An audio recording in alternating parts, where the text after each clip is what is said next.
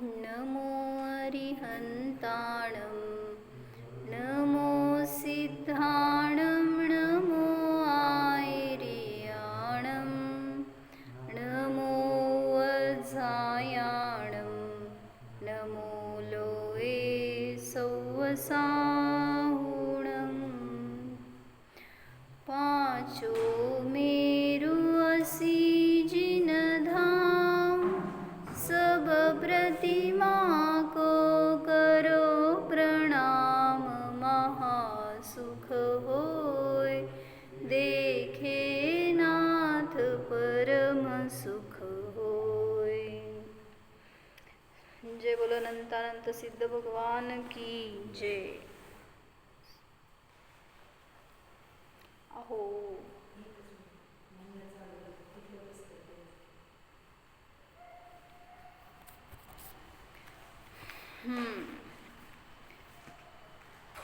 तर पूजन करण्याचा उद्देश काय आहे?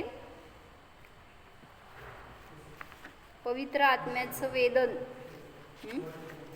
आणि व्यवहाराने त्या जिनेंद्र भगवंतांचं गुणगान भक्ती त्यांची स्तुती वंदना करण्यासाठी म्हणून केलेला एक उद्यम, ह्याला म्हणलं पूजन। तर त्या पूजेचे किती प्रकार असतात? इथे या, जवळ चालतंय, घेऊन या। फक्त लक्षात ठेवा आता कोण तुमच्या जवळ आलं तर। पूजेचे किती प्रकार असतात? चटे घ्यायचे 2 कुठले प्रकार? बरं, अजून 2 प्रकार? द्रव्यपूजा भावपूजा। अजून 2 प्रकार?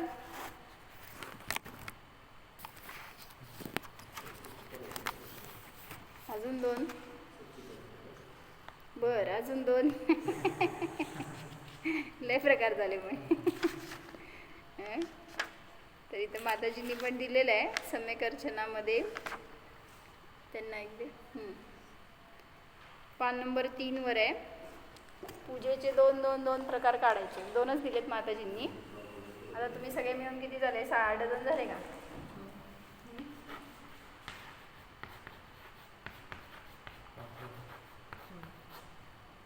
पहिला केले 2 प्रकार कुठले? भावपूजा आणि द्रव्यपूजा। कशाला म्हणायचो?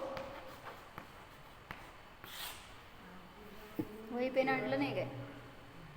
द्रव्यपूजा म्हणजे अष्टद्रव्याने। जाऊ, पेन पण आहे आणि वही पण आहे। काय म्हणती?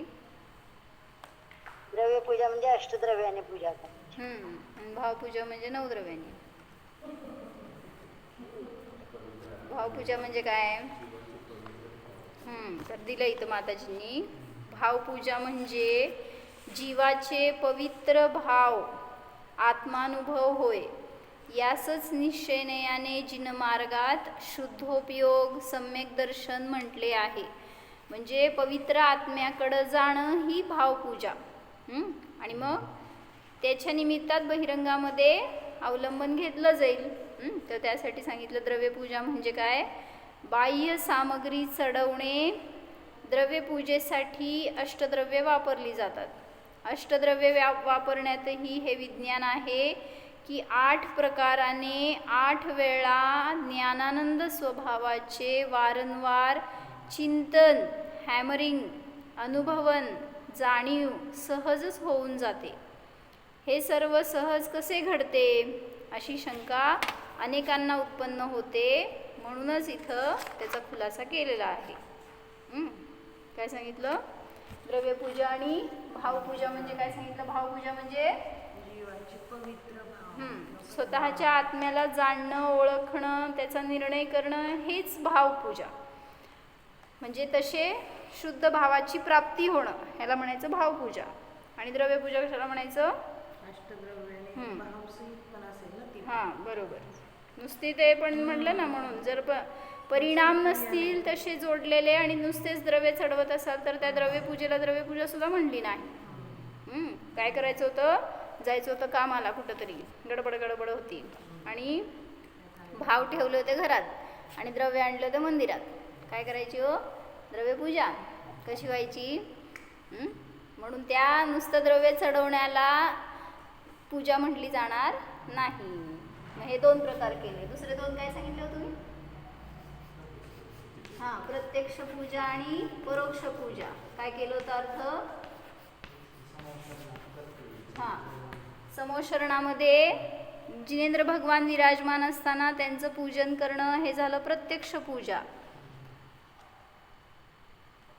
साक्षात अरिहंत आहेत आणि त्यांचं पूजन केलं तर ते झालं प्रत्यक्ष पूजन.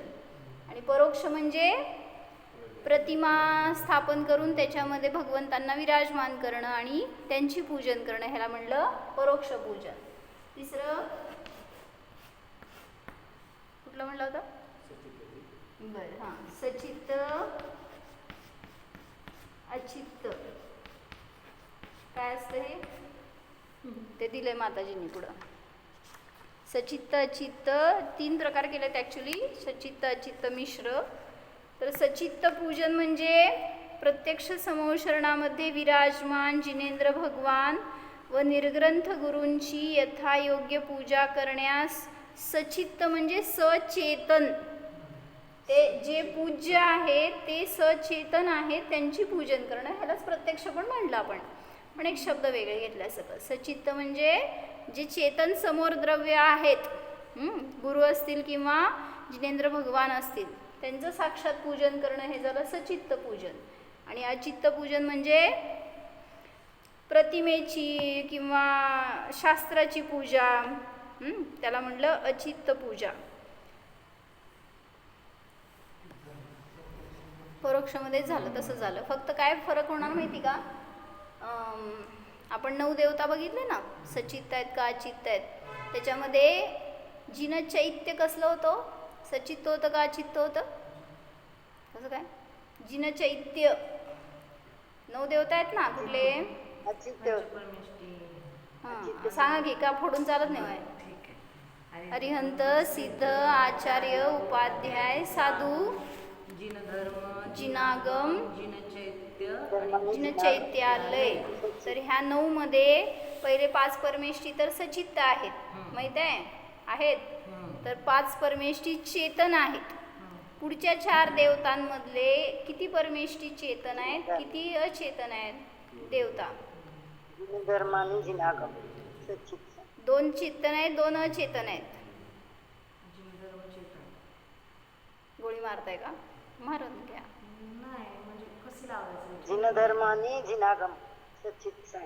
हां, जिनधर्म म्हणजे स्वभाव आहे किंवा आपले परिणाम आहेत.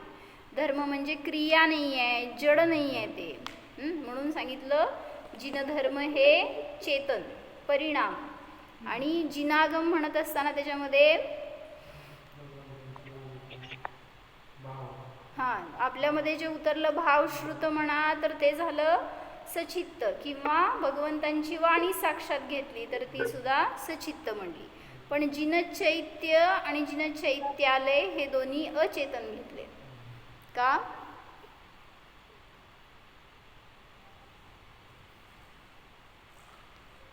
जिनचैत्य म्हणलं भगवान दत्ता अरिहंत तुमच्या समोर प्रतिमा ठेवलेली, चेतन आहे का अचेतन आहे? सावधान.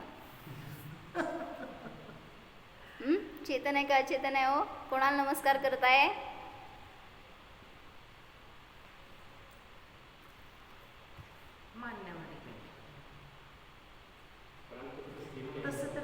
मग चेतन का अचेतन?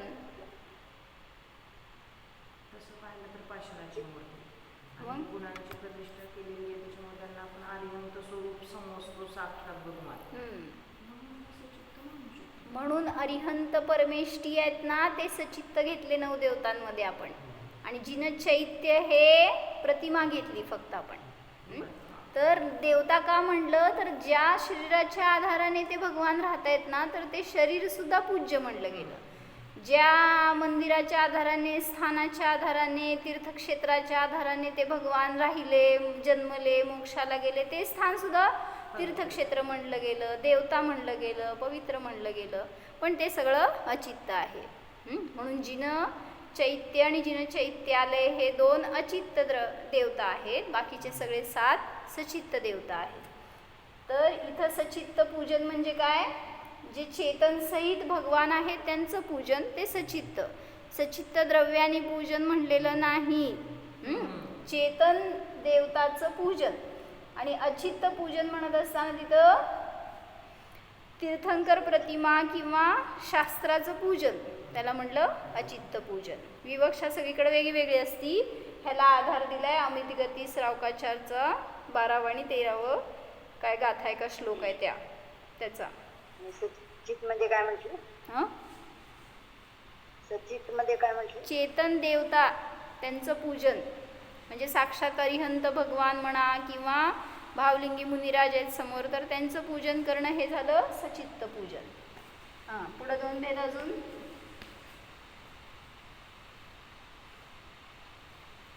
बोला बोला दीपाली भाभी बोला. अजून 2 भेद कुठले हो?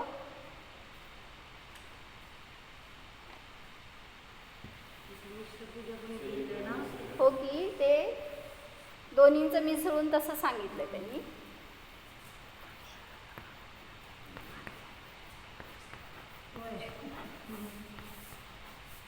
पुढचे 2 प्रकार सांगा लवकर. अजून 2 प्रकार कुठले माहित आहेत तुम्हाला?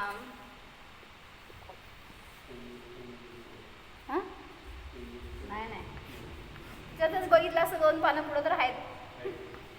द्वैत आणि अद्वैत. कशाला म्हणायचं? द्वैत मध्ये पूजा आहे, नमस्कार आहे.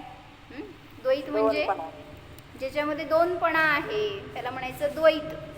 जसं भगवान आणि मी असे 2 जिथं भेद झाला त्यांचं पूजन म्हणजे द्वैत पूजा. वाचू आपण अजून माताजींनी काय दिलंय पुढच्याच पानावर आहे. अद्वैत म्हणजे एकाकार. जेव्हा अतींद्रिय आनंद स्वरूप आत्मानुभूती घेतो तेव्हाच निश्चययाने अद्वैत पूजा सहजच होते. यामध्ये पूज्य आणि पूजक असा भेद नसतोच. जेव्हा द्वैत म्हणतो त्यावेळेस कोणाच्यात भेद आहे? पूज्य आणि पूजक मध्ये. पूज्य कोण, पूजक कोण? आणि पूजक भगवान पूज्य आणि पूजक म्हणजे आपण पूजा करणार. मग जेव्हा द्वैत म्हणतो त्यावेळेस अरिहंत आणि मी असे 2पणा आला. 2पणा कोणाच्यात आहे? पूज्य आणि पूजक. हे दोघं वेगवेगळे असताना त्याला द्वैत पूजा म्हणलं.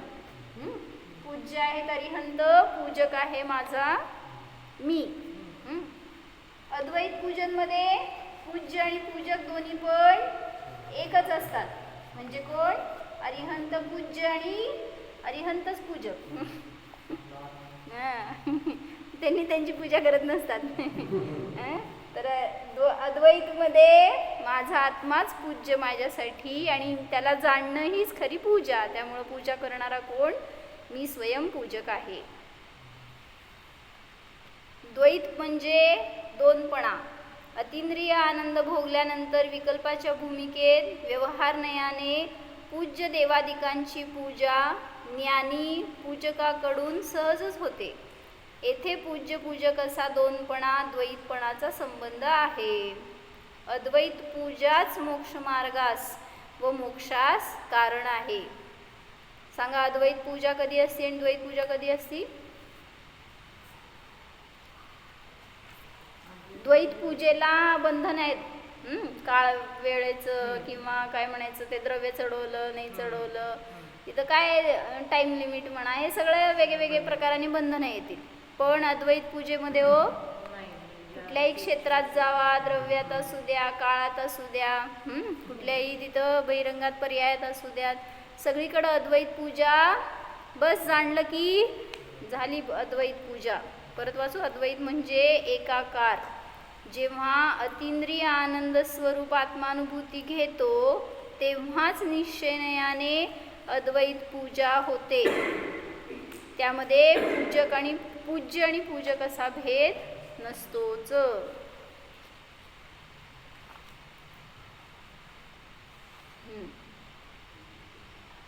म्हणून सांगितलं पूजनाचे पूजेचे 2 प्रकार सांगितले हे अशा प्रकाराने, पण तिथं एकात एक घालता येतात का सगळे? जसं हे घातलं ना आपण, सचित्त पूजालाच प्रत्यक्ष पूजा म्हणा. हं? नाही नाही नाही, हे अचित्त पूजा म्हणजे भगवंतांची प्रतिमेच्या रिलेटेड आहे. द्रव्य पूजा म्हणजे तुम्ही जे चढवता द्रव्य त्याच्याशी संबंध आहे. हे दोघांना ह्याच्यात घालता येत आहे. भावपूजेमध्ये अद्वैतमध्ये जातो. हां, अद्वैत पूजा म्हणजे भावपूजा आणि द्वैत पूजामध्ये हे सगळे भेद येतील. सचित्त, अचित्त, प्रत्यक्ष, परोक्ष हे सगळे द्वैत पूजा आहेत. इवन प्रत्यक्ष पूजामध्ये आपल्या स्वतःच्या कारण परमात्म्याला जाणणं सुद्धा प्रत्यक्ष पूजा. आपण म्हटलं ना अरिहंतांना प्रत्यक्ष जाणणं, त्यांचं पूजन करणं, हे पण द्वैत झालं. पण अद्वैतमध्ये स्वतःच्या आत्म्याचंच प्रत्यक्ष रूपाने वेदन करणं हे झालं प्रत्यक्ष पूजा. तर अशा प्रकाराने त्यांनी 2 भेद करून सांगितले. विशालभाईंच्या इच्छेनुसार आज आपण शेवटचे 3 घेणार आहे. संपवा एकदा म्हणायला लागलेत त्यांनी इनडायरेक्टली.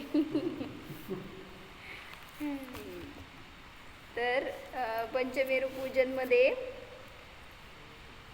धूपाचा पण अर्घ्य बघितला होता. ॲक्च्युली 2 राहिलेत शेवटचे.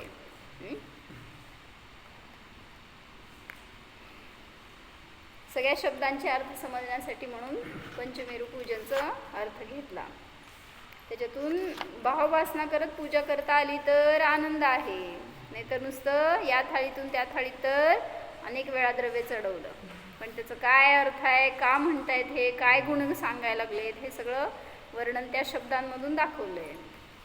तसे भाव आपल्याला प्रगट होण्यासाठी म्हणून भाववासना करण्यासाठी सगळ्या शब्दांचा अर्थ समजून घेतला. एकदा धूपचं परत वाचू. घेऊ अगर मलधिकाय धूप सो पूजो श्रीजिनराय महासुख होय देखे नाथ परम सुख होय पांचो मेरु असी जिन धाम सब प्रतिमा हो करो प्रणाम महासुख होय देखे नाथ परम सुख होय. काय सांगितलं सांगा अर्थ? काल काय सांगितलं? खेऊ अगर अमल अधिकाय. अगर वगैरे हे धूप आहे, धूपाचा प्रकार आहे म्हणा. अमल अशा म्हणजे शुद्ध अशा धूपाचं, त्या धूपाला अग्नीमध्ये घालून, अग्नी इन द सेन्स आता तुमची पूजेची जे भाव आहेत ते पण एक प्रकारची अग्नी, ज्याच्याद्वारे की सगळ्या कर्मांचा ध्वंस केला जातो. तर अगर म्हणजे शुद्ध अशा धूपाच्या द्वारे खेऊ अगर आदि से बनी शुद्ध धूप अग्नि में खेकर श्री जिनेन्द्र भगवान की मैं पूजा करता हूँ, जिससे महासुख की प्राप्ति होती है. जिनेन्द्र भगवान के दर्शन करने से परम सुख की प्राप्ति होती है. पंचमेरू में स्थित किती चैत्यालय? तो 80 चैत्यालय आहेत. किती जिनबिंब आहेत? प्रत्येक जिन मंदिरामध्ये 108 प्रतिमा आहेत. त्यामुळं 80 गुणिले 108 पटकन सांगा. सतपथ. तर 8640 प्रतिमा आहेत. तर त्या सगळ्या प्रतिमांना मी भावपूर्वक पूजन करतो, दर्शन करतो, ज्याच्याद्वारे मला परमसुखाची, महान सुखाची प्राप्ती होते. तर धूप का चढवला जातो?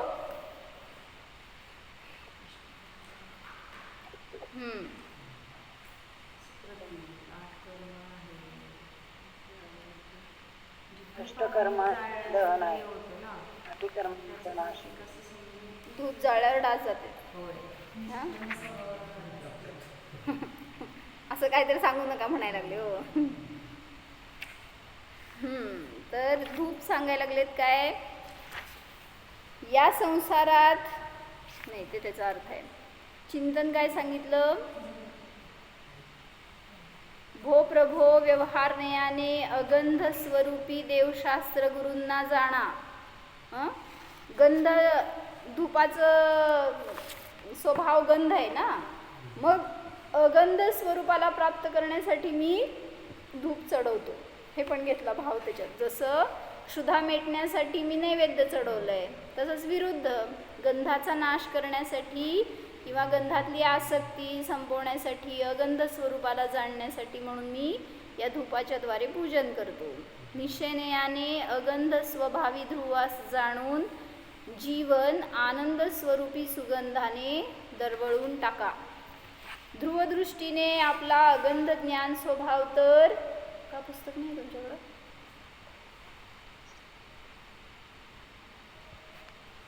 कुठं आहे तुम्ही? पंढरपूरमध्ये आहे? अष्टद्रव्य युक्त is to proper with the द्रव्य. हां, तुम्ही म्यूट काढून बोलला तर उलट सगळ्यांना समजेल.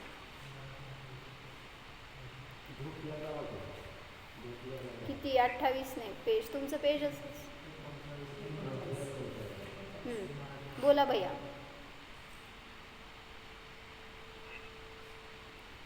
तुमचा आवाज येत नाही आहे. हॅलो भैया, आवाज येत नाही आहे. मीटिंग लिव्ह करून परत जॉईन करा. हां, आता येतो. हा येतो. अष्टद्रव्य युक्त आपण जेव्हा म्हणतो तेव्हा अष्टद्रव्य चढवावीच लागतात, बरोबर? मग ह्याच्यामध्ये भाव मिक्स करता येणार नाही, बरोबर? हे दोन डिफरंट आहेत ना? नाही, डिफरंट असले तरी सुद्धा दोघांचं कॉम्बिनेशन पाहिजेच त्याच्यामध्ये. हो, ऐकला का काय म्हणतायत?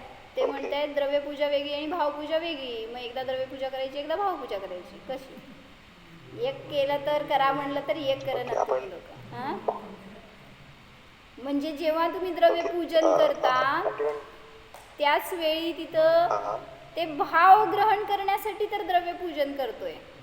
त्या 8 द्रव्यांच्या द्वारे जेव्हा आपण चढवतोय भगवंतांना, तर त्याच्यातून आपल्याला 8 प्रकारांनी मार्ग आहेत स्वतःकडे जाण्यासाठी. म्हणून ते द्रव्यपूजा आणि भावपूजा युगपत आहे. फक्त सांगतायत की कशाला काय म्हणायचं ते. नुसतं द्रव्य चढवण्यात भावयुक्त म्हणायचं. चढवल्यावर भाव होतात का? भावयुक्त चढवायचं कसं करायचं? कसं करतो आपण? करू शकतो. भावयुक्त चढवलं तर त्याला मिनिंग राहील ना, किंवा मग चढवताना भाव निर्माण होतातच. बरोबर आहे. जे काय कुठल्याही पद्धतीने करा, शेवटी सांगायचंय तुम्हाला आत्म्यापर्यंत जायचंय. पहिला चढवा आणि भाव करा, नाहीतर भाव करून चढवा, कसंही असेल.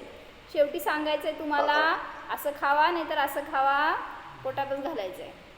असं इथं जाणायचंय आत्म्याला, हे मूळ उद्देश. मग तुम्ही कुठल्याही प्रकाराने जाणा, चढवा आणि जाणा, किंवा जाणा आणि मग विकल्पाच्या भूमिकेत चढवा, कसंही. तर उद्या पूजन करणार आहात तुम्ही. ह्या स्टेप्सनी केलं म्हणजे ह्या पायरीने किंवा ह्या केल्यावर, अनुषंगाने केल्यावर आपल्याला ते आत्म्यापर्यंत पोहोचू शकतो का? आत्म्याची पूजा करू शकतो आपण. काय आहे ते पूजा? इन द सेन्स आत्म्याला जाणणेच. पूजा म्हणजे आत्म्याची आपण काय असं द्रव्यानी वगैरे पूजा करू शकत नाही. म्हणजे मी कोण आहे ह्याचा अनुभव करणं हीच खरी पूजा. म्हणजे पूजेचा उद्देशच तो आहे. मी काय आहे ह्याचं वेदन करणं, त्याचं ओळख करून घेणं. मग एक भगवान त्याचं मीडिया आहेत, त्यांच्या थ्रू आपण स्वतःकडे जातोय. म्हणून त्यांच्याकडे जायचा उद्देश नकोय, त्यांच्यातून आपल्याकडे जायचा उद्देश असायला पाहिजे. तर उद्या पूजन करणार आहात, चालतंय ना? म्हणा सगळ्या दोषांचं प्रायश्चित्त म्हणून उद्या एक दिवस मी पूजन करतो. रोज करतो. ओके, मस्त. सगळ्याला सांगा तसं. आमच्याकडे लोक लगेच खाली बघते यांना पकडणार म्हणून. करावं लागतं नाही, करतो आनंदाने. करावं लागतं म्हणण्यामध्ये बर्डन आहे. हो, करतो म्हणा तर आनंद आहे. म्हणा भैया, काय म्हणायचं? असलं नाही काय करायचं. म्हण प्रज्वल उद्या मी पूजन करणार. विशाल भैया उद्या मी पूजन करणार. चला तर थँक्यू. ध्रुवदृष्टीने आपला अगंध ज्ञान स्वभाव तर कायम आहे, सुटत नाही. व व्यवहार दृष्टीने देखील जसे अग्नीमध्ये जळत असताना देखील धूप सुगंध स्वभावात सोडत नाही, हे सांगायचं आहे. काय धूपाचा स्वभाव सुगंध आहे, तो भलेही जाळलात तरी सुद्धा त्यातनं सुगंध निघतो. तसेच कितीही बाह्य प्रतिकूलता संकट आले तरी देखील पर्यायामध्ये न्यायकच राहिलो, जाणतच राहिलो तरच आनंदरूप सुगंधाने जीवन सदैवसाठी उत्साही एव्हरग्रीन राहू शकेल. अशा रीतीने धूप चढवताना हा बोध प्राप्त झाला की न्यायक ते सोडू नको. कोण कोणाला सांगायलाय? मी तुम्हाला, तुम्ही मला. स्वतःला सांगा की हे जीवा बाहेर कुठं जाऊ नकोस, गेलास तरी स्वभावाला सोडू नकोस, प्रत्येक क्षणी न्यायक न्यायक न्यायकच राहा. अशा रीतीने दुकानात बसल्यावर न्यायक राहायला बंदी आहे. कसं घरात ठेवून जाता न्यायक? कसं गिऱ्हाईक दिसतंय, न्यायक दिसतच नाही. पैसा दिसतो, न्यायक दिसतच नाही. काय काय दिसतंय? होय, किचनमध्ये गेल्यावर न्यायक दिसतंय का काय दिसतंय? चकला बेलन ते काय भाजी रोटली हेच दिसणार. काय दिसणार हो?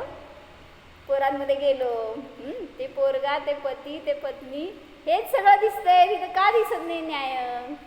एवढे संस्कार करा ना, सगळ्यांना जीव पाहण्याची दृष्टी यावी, एवढी धार असावी आपल्या ज्ञानामध्ये. कशासाठी? तुमचा संसार तुझा चांगला होणार हो, ह्याच्यासाठी. ही कला आचार्य सांगतात ना, भगवान सांगतात आपल्याला, धर्म करा म्हणून नव्हे, तुम्ही जिथं आहात तिथं आनंदाने जगा, ह्याच्यासाठी. म्हणजे आनंद भोगा, ह्याच्यासाठी. संसार करत राहावा हे नाही सांगायचं आहे. संसारात असला तरी सुद्धा त्यातून पण तो जीव कसा अतिंद्रिय स्वभावाकडे जाऊ शकतो, ह्याच्यासाठी ती कला आहे. आणि जो असा स्वाद घेणार तो नियमाने बाहेर पडतोच. अशा रीतीने अनुपम अगंधरूपी चमत्कारिक गंध जीवनात पदोपदी दरवळला तरच शांती. बाह्यगंध पुद्गलाचा गुण असून जड आनंद गुणरहित आहे, क्षणिक सुखाभास आहे. अगंध स्वरूपास जाणा, अगंध स्वरूपोहम, जाणणाऱ्याला जाणा. निश्चयनयाने आत्मिक अनुपम अगंध स्वरूपास जाणून विकल्पाच्या भूमिकेत व्यवहारनयाने ज्ञानीकडून अनुपम अगंध स्वभावाचे धारक देवशास्त्र गुरूंची धूपाद्वारे पूजा सहजच होऊन जाते. मग ती अचित्त धूपाच्या द्वारे, सचित्त धूपाच्या द्वारे नाही. म्हणजे पृथ्वी काहीतरी तुम्ही काय ते अग्नी काहीतरी आणून जाळून धूप चढवणं हे नाही सांगतायत. तर सांगतायत काय, ज्या ठिकाणी हिंसा होणार नाही, दोष लागणार नाहीत, अशाच अष्टद्रव्यांनी आपण पूजन करतोय. त्यामुळं धूप म्हणजे पण काय सांगितलं, लवंग चढवतो आपण, ज्याच्याद्वारे की अगंध स्वरूपाचा आपल्याला पण वेद. नाही, अग्नीचा वापरच नाही सांगतोय की. म्हणून तर मग ते बाहेरचे उदबत्ती लावतात आणि तसलं काय काय ते धूप लावतात, त्याच्यात आणि ह्याच्यात काय फरक झाला मग? म्हणून सांगितलं ज्याच्यातून किती कमीत कमी हिंसा होईल ना, तशा प्रकाराने तुम्ही साधन वापरा आणि तशी पूजा करा तर निर्दोषता आहे. नाहीतर मग हिंसा संपवायला, पाप संपवायला तर पूजन करतोय आणि मग इथं पण येऊन पाप करायला लागल्यावर मग कुठं जायचं परत? सिद्धशिलेवर. म्हणून सांगतायत हे योग्य नाही. समजले? पुढचे 2 मी घेणार नाही आता. नाही, आता ते अंधळे राहिलेत ना लय दिवसांपासून, आपले वाट बघायला लागलेत. त्या अंधांना घेऊ आज पहिल्यांदा. काय विचारलं होतो? किती प्रकारचे अंध आहेत? म्हणजे मी तेवढ्यासाठी बोर्ड घेतला आज, नाही तर परत उद्या सगळं ठेवून घ्यावं लागतं. अंध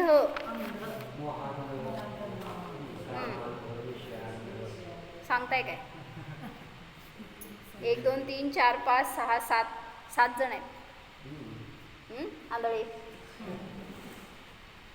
त्यात खरं एक घेतलंच नाही की अजून एक 8 आहे आणि 9 आपलंच नाव.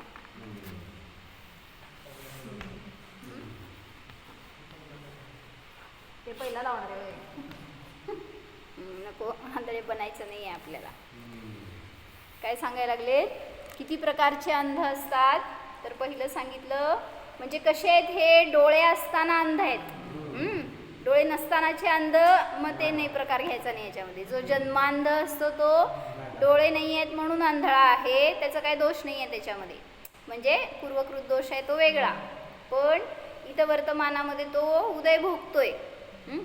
तर इथं असे आंधळे आहेत की जे दृष्टीसहित आहेत पण दृष्टीरहित आहेत.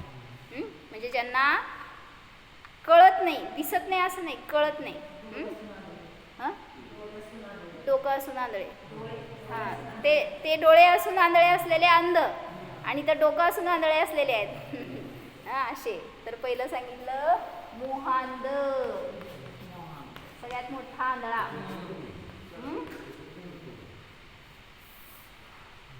कोण असतो मोहांध? कशा कशा प्रकारचा मोह?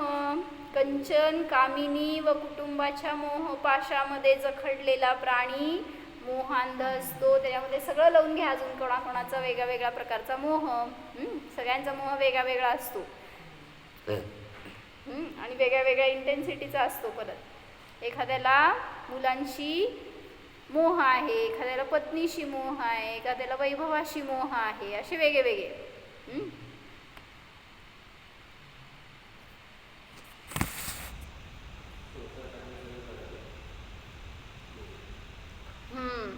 संसार आहे तिथं मोह आहे काय? मग संसारातनं बाहेर कसं पडले? अरिहंत सिद्ध.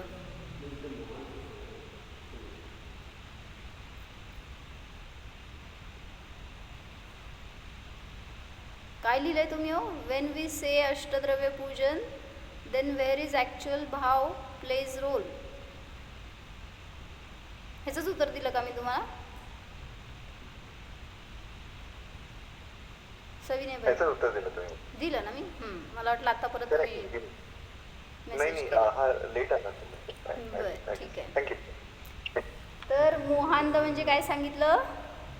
कंचन, कामिनी आदी सगळ्या परिग्रहाबद्दल जो मोही आहे त्याच्यामध्ये आंधळा बनतो हे सांगायला लागलेत. म्हणजे समजा दागिना दिला नवऱ्याने तुम्हाला नवीन, सांगा किती अंध झालेला असतात.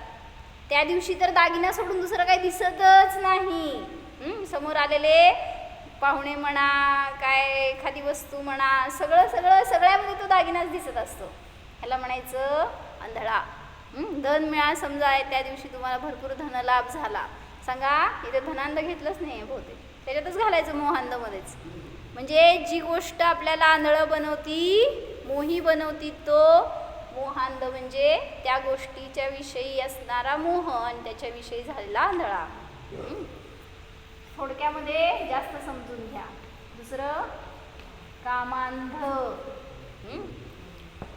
काम पिढेने तीव्र आकुल व्याकुल होऊन जात कुजात नीती अनीती न पाहणारा प्राणी कामांध आहे. विषयभोगाच्या प्रती इतका आंधळा झालेला असणार की सगळा विवेक नष्ट होतो आणि मग त्याच्यामध्ये काय करतो हे त्याचं त्याला समजत नाही. म्हणून सांगितलं कामांध व्यक्ती असतो तो महाभारत करतो आणि रामायण करतो. महाभारत कोण करतो? मोहांध. म्हणजे मोहांध झालेल्यांनी महाभारत केलं आणि कामांध झालेल्यांनी, मी काय म्हणले, कामांध झालेल्यांनी रामायण केलं आणि मोहांध झालेल्यांनी, तुम्ही काय करताय? दोन्ही करताय. किती महापुरुष आहेत. महाभारत पण चालू आहे आणि रामायण पण चालू आहे, युगपद. असं करू नका, आपल्याला आंधळं बनायचं नाही आहे. दुसरं सांगितलं पक्षांध. कशाला म्हणायचं? हट्टपूर्वक खोट्या मताचा पक्षपात करणारा, मिथ्यात्वाची पुष्टी करणारा पक्षांध असतो. हटाग्रही आहे म्हणा, निश्चयाभासी आहे म्हणा, एकांतवादी आहे म्हणा, तर हा जीव स्वतःचं जे काय मत मांडतो तर त्याच्यामध्ये त्याचं हट्ट असतो की हेच खरं. जसं वस्तू नित्यच आहे म्हणणार, अनित्यच आहे म्हणणार, असा एक पक्ष मानला, एक धर्म मानला वस्तूतला आणि सर्वथा ती वस्तू तशीच आहे असं मानणारा पक्षांध असतो. स्वतःला सर्वथा अशुद्धच मानणारा, दुःखीच मानणारा, तो कधीही मुक्त होऊ शकत नाही, स्वतःला सुखी पाहू शकत नाही. काय लिहिलं भैया? म्हणजे काय ते लिहा की एका शब्दामध्ये, म्हणजे समजतंय आपल्याला. मिथ्यात्वाचा हट्ट करणारा असं म्हणा. मिथ्यात्वाची पुष्टी करून स्वतःचंच मत स्थापित करणारा, त्यालाच सर्वस्व मानणारा असा तो पक्षांध असतो. पुढं विषयांध.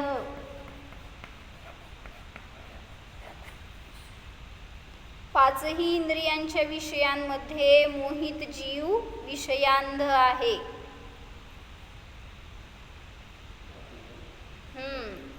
मग एका इंद्रियांचा विषय भोगायचे भाव नसतात, सगळे युगपत भोगायचे भाव असतात. त्यामुळे तो जीव कसा आहे? विषयांध आहे. तुमची वेळ.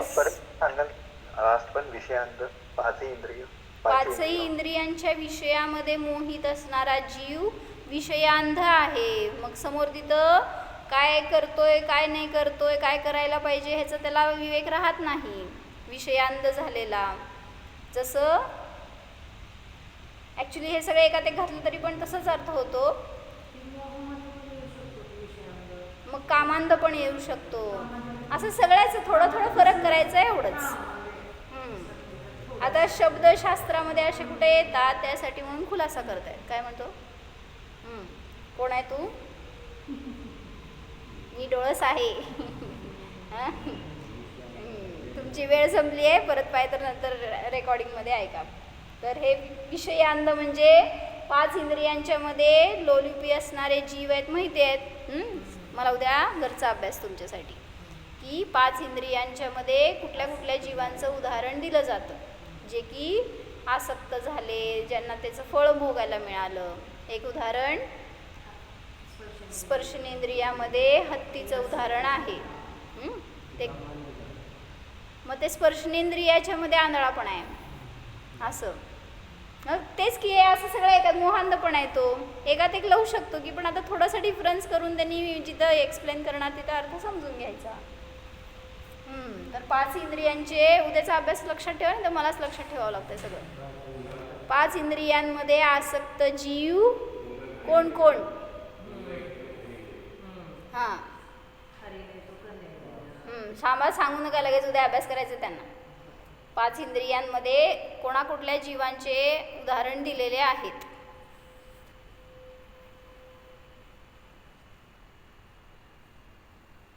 तुम्हाला आधार पाहिजे असेल तर सांगू का? तुम्ही बघणार नाही पण मला माहिती आहे. हां, त्याच्यात आहे का? पाची आहेत?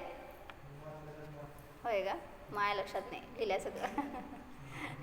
अनगार धर्मामृतमध्ये त्यांनी उदाहरण दिलेलं आहे, पण आता ते मला पान नंबर वगैरे माहीत नाही. पहिलाच आहे स्टार्टिंग थोड्याशा पानांमध्ये. त्यातलंच घेतलं असणार रेफरन्स. मग ओ ज्ञानाची महिमा वाचा, त्याच्यात आहे म्हणते.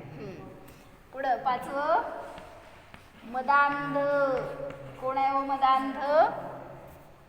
आठही प्रकारच्या मदामध्ये चूर राहणारा प्राणी मदांध आहे. आता 8 प्रकारचे मद माहित आहेत म्हणा. 8 मद म्हणजे गर्व. 8 प्रकारचे गर्व आहेत. त्याच्या पुढे लिहा रत्नकरण श्रावकाचार गाथा नंबर. असं कसं आता काय 150 गाथा बघावं काय त्यांनी. गाथा नंबर 25. त्याच्यामध्ये त्यांनी 8 प्रकारचे मद सांगितले. ते पण तुम्हाला उद्या मला सांगायचं आहे. म्हणजे उद्या तुमचं ज्ञानमद, पूजामद येतात का 8ही? सांगा. नाही ना, उद्या सांगा. उद्या तुमचं प्रवचन आहे, मी श्रोता आहे. प्रवचन सार कुठे? 25 नंबरची गाथा. म्हणा काका गाथा. ज्ञानं पूजां कुलं जातिं बलं वृद्धिं तपो वपुः अष्टावाश्रित्य मानित्वं स्मयमाहुर्गतस्मयः. 8 प्रकारचे मद आहेत. त्यांनी माझा आत्मा रहित आहे असं जाणायला पाहिजे. पुढं 6वा कषायांध. कोण असतो म्हणा, तो मी नव्हेच का तो मीच. तीव्र कषायवश होऊन कलह व स्वपरघात करणारा कषायांध आहे. स्वतःचा आणि पराचा घात करतो. कषायामध्ये विवेक राहत नाही. कषायामध्ये स्वतःवर वश राहत नाही. म्हणून तीव्र कषायी जीव त्या कषायाच्या वश कलह करतो आणि स्वचा आणि पराचा घात करतो. त्याला म्हणायचं कषायांध. मग ह्याचंच उदाहरण सांगितलं होतं मी. आत्महत्या करतात किंवा परहत्या करतात, हे सगळे कषायांध.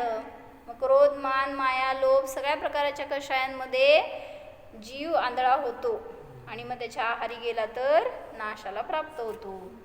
आणि शेवटचा अज्ञानांध.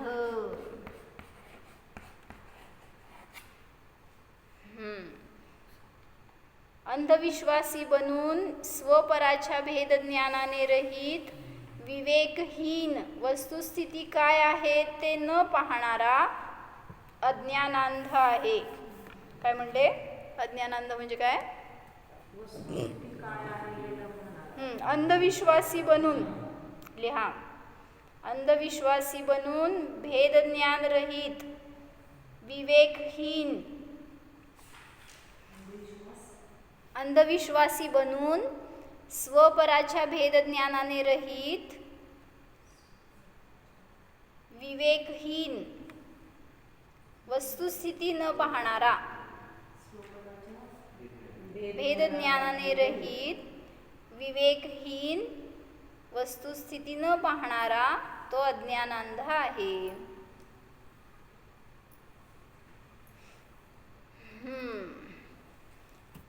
तर पुढे विचारले, अशा आंधळ्यांना कोण ट्रीटमेंट देऊ शकतो? ते ट्रीट होऊ शकतात का? ते बरे होऊ शकतात का? हो ना. तर सांगायला लागलेत उपाय काय. कारण त्या 7 मध्ये कोणाचं नाव लिहू आपण? सगळ्यांचं नाव लिहू का? एक ठिकाणी, एकाच ठिकाणी एकच नाव सगळ्या 7 मध्ये सुद्धा जाईल. कारण आपण 7 प्रकारचे आंधळे आहोत. ज्याला कोणाला भेदज्ञान नाही, संसारापासून विषयभोगापासून विरक्ती नाही, तो आंधळाच आहे. काय अशा प्रकारच्या अंधत्वावर काही इलाज नाही का? आहे. जर ज्ञानी गुरुद्वारा सम्यक ज्ञान रूपी शलाकेद्वारा तत्वज्ञानाचा सुरमा सकाळ संध्याकाळ कमीत कमी 6 महिने सतत लावला जाईल. किती सुंदर सांगितलं. सगळं तत्व घातलं त्याच्यामध्ये. सुरमा घालत असतात आंधळ्यांना डोळे येण्यासाठी.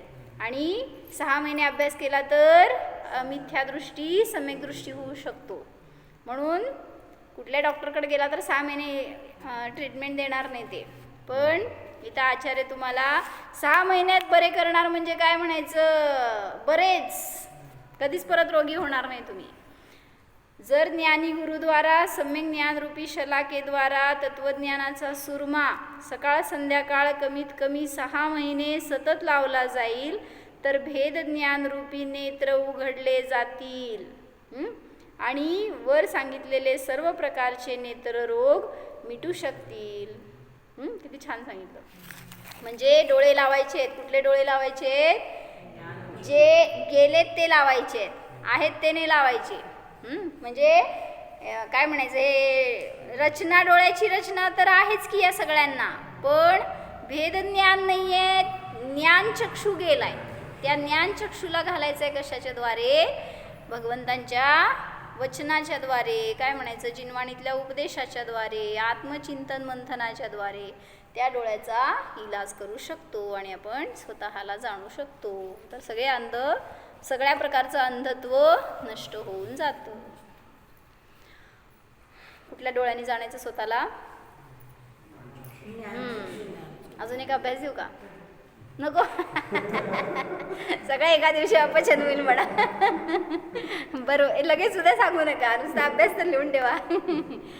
प्रवचन सारमध्ये 4 प्रकारचे चक्षु सांगितलेत. किती नंबर आहे? 250च्या पुढं कुठंतरी गाथा आहे ती, जर असं बघा. 250च्या जवळपास आहे, नाहीतर विचारा आणि मिळवा.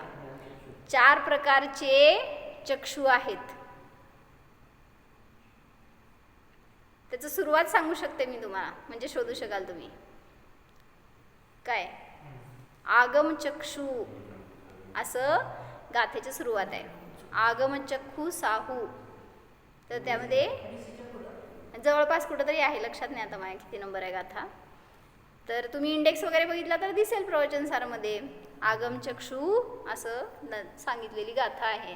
आत्ताच बघितलं तर लगेच होईल तुम्हाला झाल्या झाल्या. हो. जाणाम.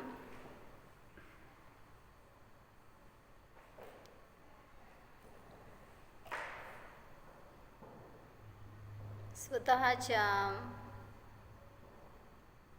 ज्ञान स्वभावाला जाणा. पहा, या ज्ञानामध्ये अंधत्व नाहीच, आसक्ती नाहीच, एकत्व ममत्व परिणाम नाहीतच. हा मी आत्मा तर शुद्ध पवित्र ज्ञान स्वरूप आहे. परापासून सर्वथा अस्पर्शीच आहे. पराचा सर्वथा ज्ञाता मात्र आहे. जाननहार स्वरूप आहे वेदनकरा.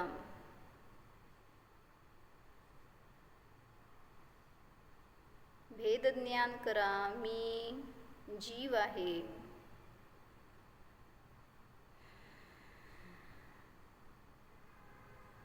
ज्ञान स्वरूपोहम.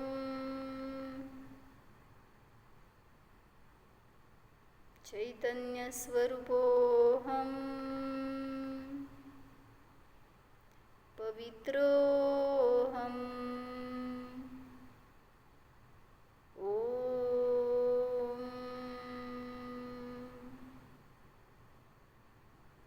विसर्जन.